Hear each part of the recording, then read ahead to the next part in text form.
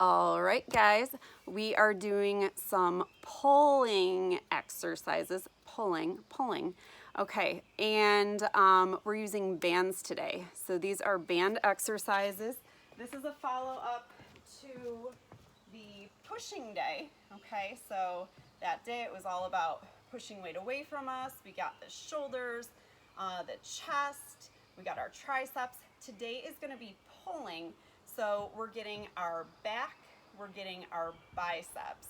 Those are going to be our main concentrations. We will get some shoulders in there as well, kind of by doing some reverse type fly pulling exercises.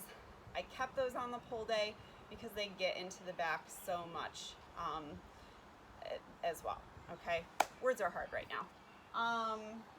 So pulling, we are going to start with a row, okay? I'm gonna have you start with a standing row. Remember, you need to have some secure anchors, low, middle, okay? About hip height, about chest height, and then one up high, okay? This is not the perfect setup for me. I'm not gonna lift that heavy using a shepherd's hook as my anchor. But this is better than taking you to my basement where I would do these exercises with a lot more resistance. It's just really dark down there and we probably wouldn't be able to see each other. So we're gonna start with a row. Okay, so this is gonna be a standing row. Normally, again, I'd be on like a beam in my basement. That's not going anywhere. This might break, okay? So I'm setting my band at about rib height. I've got one of my heavier bands. I am going to use my handle attachments for this, and I'm gonna back up, okay? I want some resistance on there before I get started. I'm gonna bring some bend in my knees. Now I've just got a neutral and active base, so I'm not here. I'm not gonna hurt my lower back by crunching it in like that. Bend your knees, sit your butt back a little bit. You're gonna stand nice and tall so my shoulders are already retracted. I'm not hunching. We're gonna draw back, engage, squeeze between your shoulder blades, and then control it back forward. We're gonna pull back and reach back forward. I'm keeping my elbows close to my body for this one. Another thing I could do if I wanted to increase my resistance and I didn't wanna go add more bands is I could switch to one hand. And I like this because it does force you to stabilize a bit differently. You're gonna get a little bit more core activation, just kind of as a side benefit. Okay, so of course you would do both sides. If I were in my basement and I felt really like I had a more secure anchor, I would probably attach more bands. I'd be doubling up my bands or maybe tripling, adding 2 or 3. It's all gonna depend on the amount of resistance that you want. If you got going so heavy that standing with your feet side by side was not a good way to balance, try staggering your feet, okay? 1 foot forward, 1 foot back. You'll be able to pull a lot more resistance there without having to worry about falling forward or back, okay? So that's one way to do your low row. You could also do this seated. I know that more traditional low row, and then, you know, that would be a good option for me outside today, because these are gonna be a lot more sturdy than this flimsy little shepherd's hook. So I could start low with my band almost to the floor. I've got it just a few inches off the floor. I'm gonna back it up, and then I could take my row right here as well. Okay, that's pretty light. I would either back my body up or add on some more of my bands. Okay, so that's gonna be your row. The next one we're doing for this pull day is gonna be a lat pull down, and I've got a few different ways that I've approached this. You preferably have a very secure high anchor, and even with setting it up high, you're probably going to want to get it up there and then kneel on the floor. So this is where I would go, and it will need to be a hook. You can't just or it will need to be a horizontal beam. You can't just set it on a pole. It's gonna slide down your pole. So you need a hook or that horizontal beam that you're gonna take it over so you'll be able to pull your resistance that way.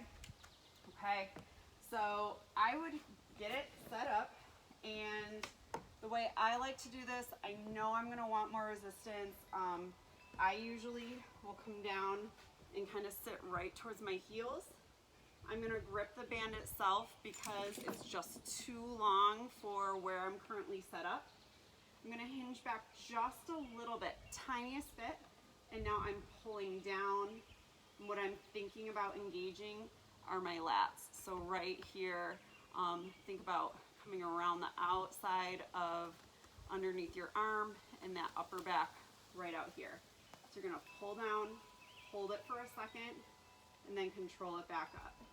Pull it down, hold for a second, and control it back up. Okay, if I were in my basement, I would definitely double up my bands. My beam would be a lot higher as well, so my setup would be a little different in that case. One other way that I've done kind of a lat pull down that I've really liked, now you won't go super heavy on this, but I like it because I get a few different areas at once. And what I'm gonna do is combine a Superman, which gets into my lower back, so that's my backside core, and I'm gonna combine it with kind of a lat pull down. So stop talking about it and I'll just show you. I'm not gonna use my handles for this. And you'll probably need to adjust your setup a couple times, just so you know.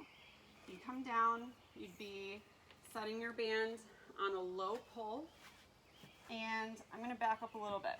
From here, I'm coming down onto my stomach, okay? And I'm gonna test it out before I really do my Superman. I'm gonna loop this around my hands, just so my ends aren't like scraping the floor every time. I'm gonna try my lat pull down. Feels good. It's gonna be lighter engagement down here. Now I'm gonna come into my Superman. So I have my chest lifted away from the floor. My legs are lifted away from the floor, but they're straight. I'm gonna pull here and then come back out.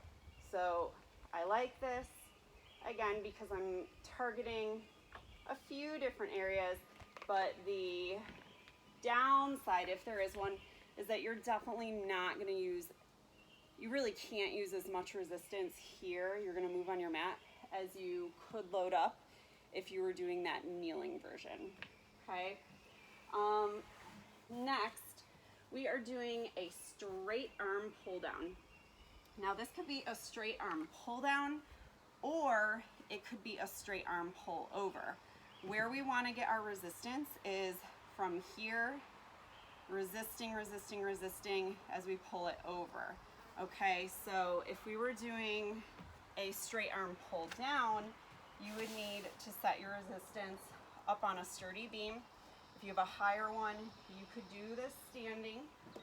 Mine is not that high, so I would need to do it kneeling. Okay, so bring that back over. So I'd be right here. Probably gonna need to shorten up my band some. I'm gonna loop it around my hands. And now I'm gonna go straight arms pulling down. I'm gonna break my shepherd's hook, and then I'm gonna bring it back up. So I'm gonna lighten up a little bit so I don't actually break it. So we're gonna pull down and then control back up. So this will get into, I like the straight arm pull down, always have, because it is a compound exercise, you're gonna get into your lats again, okay? That part we just targeted with your pull down. You should also, if you have enough resistance, you should feel it through your core because you're kind of grounding yourself here. You need to be engaging so you don't lean backwards, okay? So belly's engaged. And you should also feel this in your triceps some. A pullover. Now, pullover is commonly done at the gym, on a bench, or you could lay on the floor, but with weights, okay? You would need a low anchor.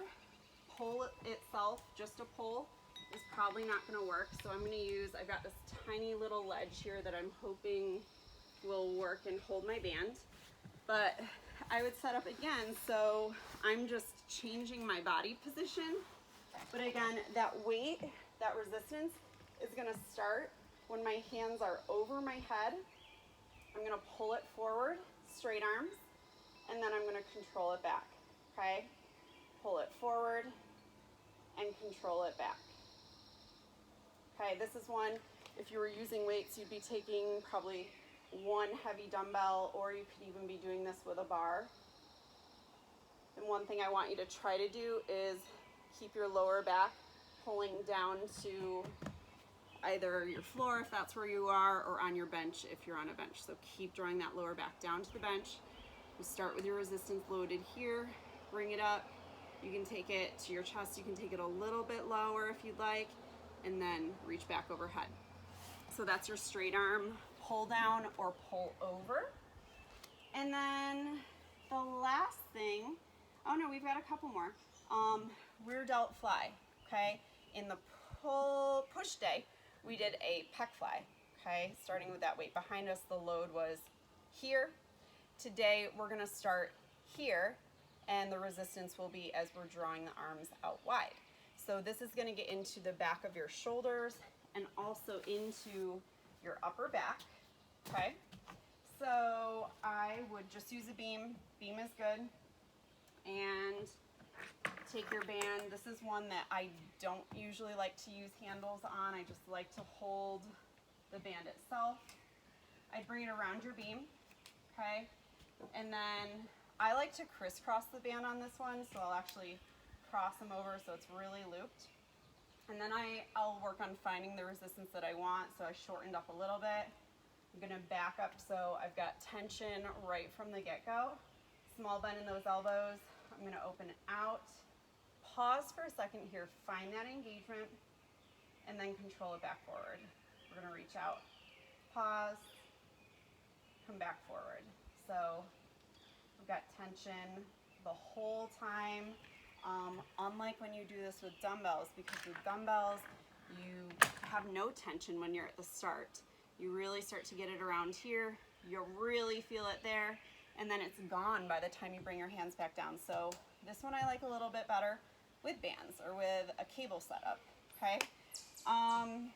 One more that we're gonna do here is gonna be a face pull, okay? So a face pull, you need to set your band up higher, okay? So it's gonna be right up here. You wanna make sure that it's not gonna slide up and down. I don't have a great spot for it out here, I will tell you that right now, but I feel pretty secure, like it's not going to roll down. I'm not gonna do a ton of weight either. So I'm gonna back up. My hands are starting higher. I'm pulling back, elbows, draw back. My hands are about at the height of my eyes. I'm squeezing my shoulder blades together, and then I'm reaching back forward, okay? So I can't go a ton of resistance on here because I am already bending my shepherd's hook, so that's gonna be about it for me. But that is your face pull. Another one you could do, you could always do bicep curls. Okay, bicep curls, you would set up similar to the way we did in your push day, okay, when we did our shoulder press. You would be standing on your band, and if it was enough resistance, you could start there. My band is completely slack, so I'm gonna go ahead, get both feet on it. So I've shortened up my band now between my feet and my hands. Still pretty light, probably try to even a little bit more. There we go. Now I've got resistance, okay? Again, you've got resistance the whole time with this band, or with dumbbells, you don't. So this is a great band exercise. If I needed more resistance, I would just add more bands, or I would continue to shorten that space between my grip and my feet. You also could use a low anchor, okay? So you could anchor it down nice and low. You could take that band from behind you. This is kind of nice here. Get those elbows pinned in, take your curl, control it down. I've got a lot more resistance right there, okay? So that is stuck. that's your pull day, okay? There's gonna be one more follow-up, and that's gonna be some leg and core exercises. They won't all use the band. You don't need equipment for everything, but I do wanna make sure we get to everything. Don't skip leg day, you gotta do leg day. Definitely don't skip core day. So tune back in, that's gonna follow this video.